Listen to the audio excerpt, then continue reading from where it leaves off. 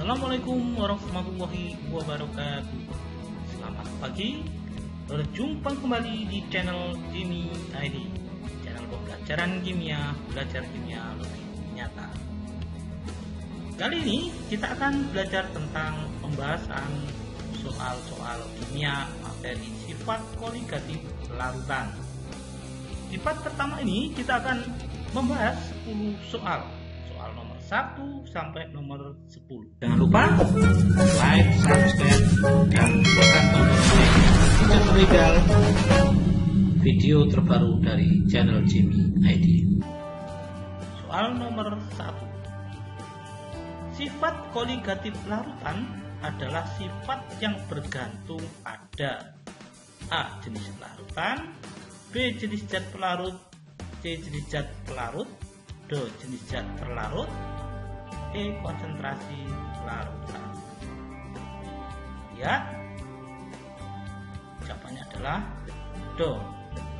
Sifat koligatif larutan adalah sifat-sifat yang hanya tergantung pada jumlah atau kuantitas partikel zat terlarut dalam larutan dan tidak tergantung pada jenis atau identitas partikel zat terlarut.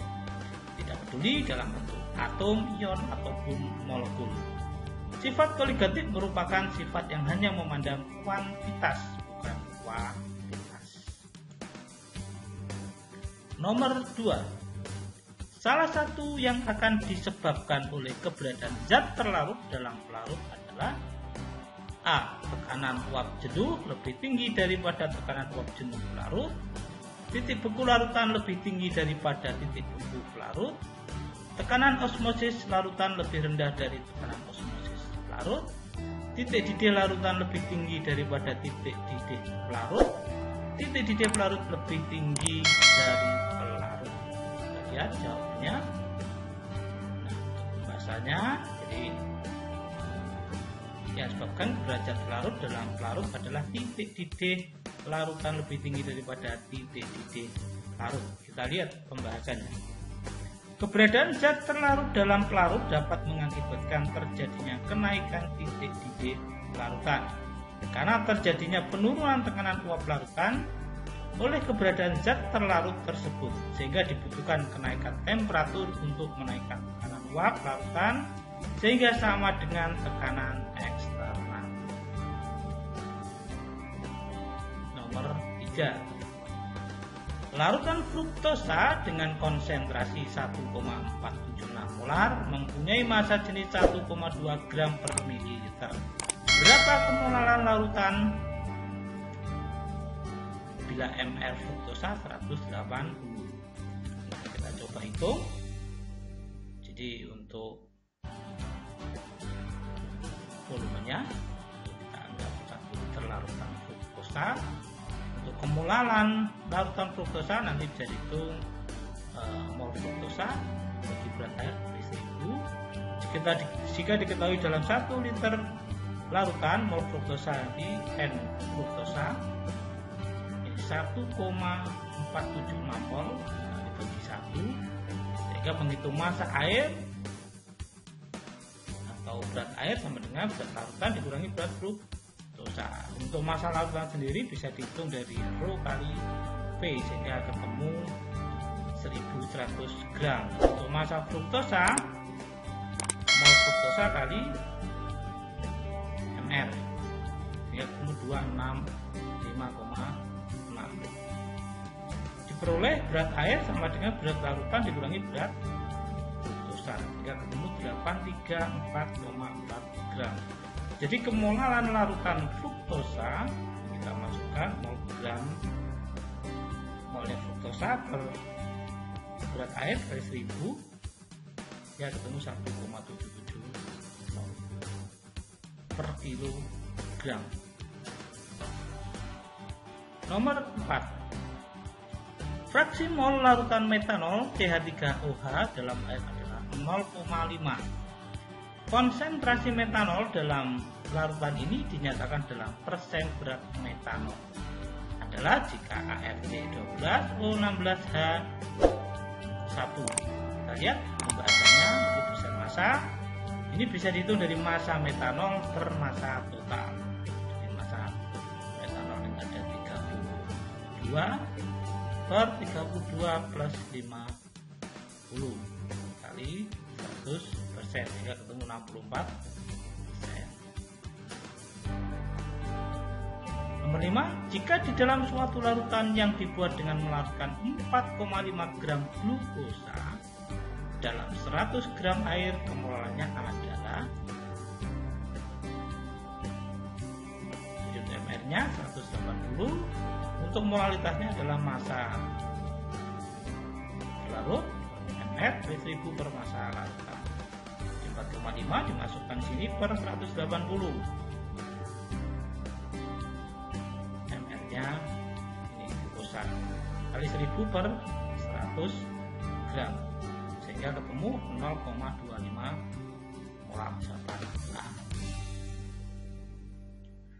Nomor 6, jika suatu larutan mengandung 25 gram MgSO4 dilarutkan dalam 500 gram air, molalitasnya adalah, ini bila mR MgSO4 sama dengan 102. Kita lihat pembahasannya.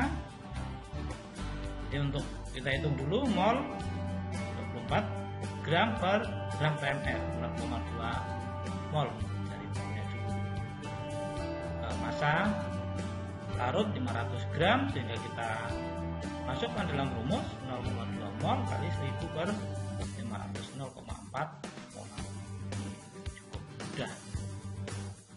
Nomor 7, di dalam suatu larutan yang telah dibuat dari 5 gram kristal NaOH yang dilarutkan ke dalam air hingga volumenya 500 ml,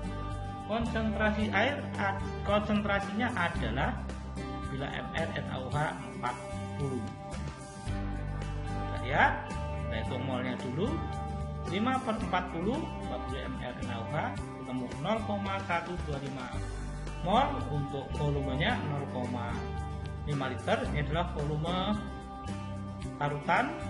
Kita masukkan ini mol per liter, mol per volume 0,125 mol per 0,5 liter, umum 0,25 mol per liter. Jawabannya adalah C.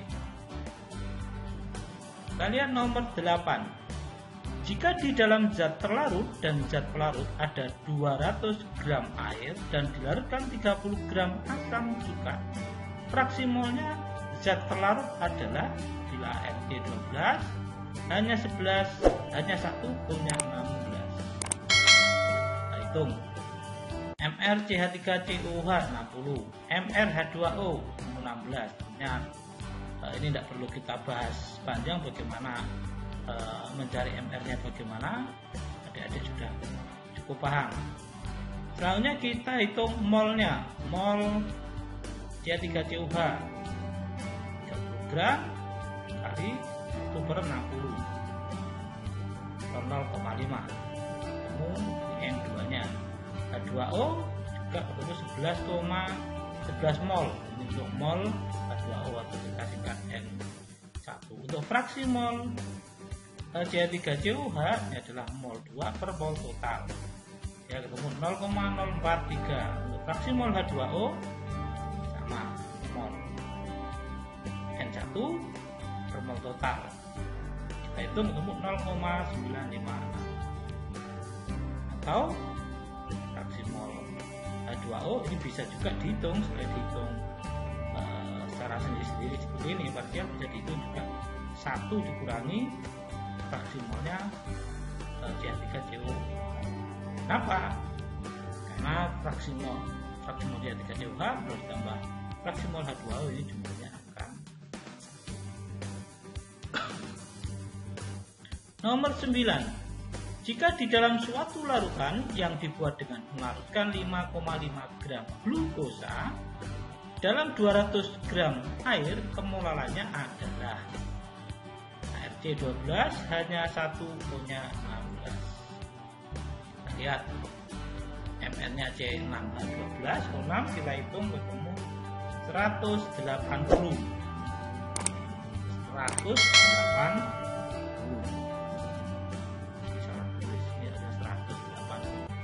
Untuk molalitas massa per mR 1000 per massa larut, Jika 5,5 kita masukkan glukosanya per 180, ini yang sudah kita hitung tadi, 180. 1000 per volume pelarut 200 ketemu 0,15. Nomor 10.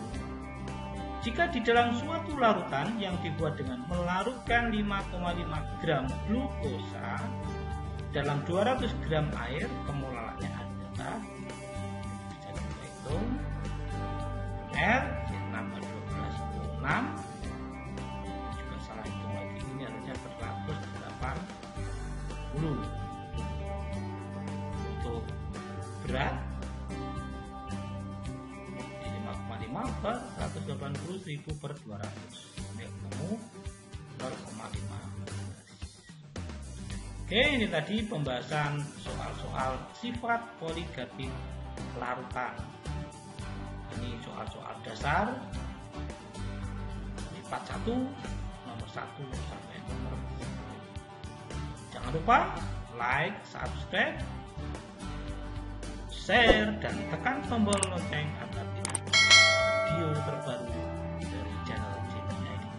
Terima kasih. Assalamualaikum warahmatullahi wabarakatuh. Jangan lupa like, subscribe, dan tekan tombol lonceng untuk melihat video terbaru dari channel Jimmy ID.